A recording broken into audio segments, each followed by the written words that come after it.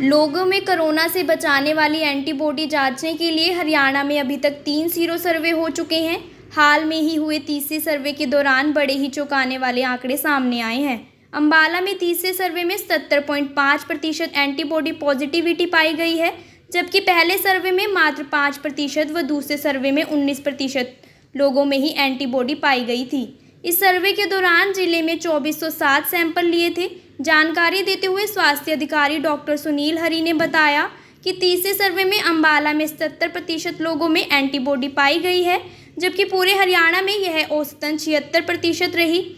इस सर्वे में इस बार 17 साल से कम उम्र के बच्चों को ज़्यादा शामिल किया गया। वैक्सीनेशन लोगों में एंटीबॉडी बनाने में काफ़ी मददगार साबित हो रही है। देखिए, अगर हम सीरो सर्वे की बात करें तो सीरो सर्वे जो है अगर हम कोविड-19 के कंटेक्स्ट में बात करें तो सीरो सर्वे का मतलब ये रहता है कि हमारे जो शरीर में चाहे वो कोविड-19 के वायरस की इन्फेक्शन के बाद में एंटीबॉडी पाई जाती हैं, तो उसको देखते हुए हरियाणा सरकार ने अब तक 3 सीरो सर्वे जो हैं वो कंडक्ट कर चुके हैं। तो अभी जो लेटेस्ट सितंबर माह के अंदर जो sero survey third round Haryana सरकार द्वारा कराया गया था, जिसमें करीब 2400 सैंपल, जो कि इस बार का सैंपल साइज़ बहुत बड़ा रखा गया था, 2400 सैंपल जो लिए गए थे, जिसके अंदर जो एज वाइज डिस्ट्रीब्यूशन जो सैंपल का किया गया था अर्बन रूरल को ध्यान में रखते हुए, जो 36 क्लस्टर जो हैं वो रूरल एरिया में बनाए गए थे और 24 क्लस्टर जो हैं वो हमारे अर्बन एरिया में बनाए गए थे। तो इस तरह से करके अर्बन और रूरल से 2400 सैंपल जो हैं वो लिए गए थे। और अगर हम उसके रिपोर्ट की बात करें तो इस बार का जो अंबाला का सीरो पॉजिटिविटी रेट है दैट इज़ 77.5% जो है वो सीरो पॉजिटिविटी रेट आया है। और जो हरियाणा स्टेट की अगर हम बात करें तो ओवरऑल हरियाणा का जो सीरो पॉजिटिविटी रेट है दैट इज़ 76.3 जो है वो रहा था, जिसमें कुरुक्षेत्र डिस्ट्रिक्ट का जो सीरो पॉजिटिविटी रेट है वो 85% रहा था हाईएस्ट। अगर हम कंपैरिजन की बात करें कि फर्स्ट राउंड, सेकंड राउंड और थर्ड राउंड की बात करें तो जो अंबाला का जो फर्स्ट सीरो पॉजिटिविटी रेट था दैट वाज 5.2%, कि 5.2% ऐसे लोग थे कि जिनके अंदर एंटीबॉडीज़ मिली थी।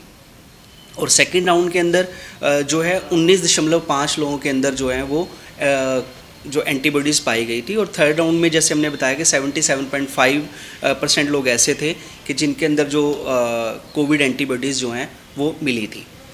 किस एज पर ज़्यादातर सैंपल लिए? देखिए, इसके अंदर जो है ना इस बार का सीरो सर्वे जो है रोहतक पीजीआई के साथ में जो किया गया था, जिसके अंदर हम अगर एज वाइज डिस्ट्रीब्यूशन की बात करें तो उसमें सभी एज ग्रुप, जिसमें 6 से 9 साल के बच्चों को भी शामिल किया गया था, 10 से 17 साल के ग्रुप को भी शामिल किया गया था, 18 से 29, 30 से 39, तो सभी एज ग्रुप को लिया गया था। कारण क्या मानते से 70% एकदम से 19 से 70% तक? नहीं, हम उसमें एक तो देखो इस बार का जो सीरो सर्वे है वो थोड़ा पिछले सर्वे से अलग था।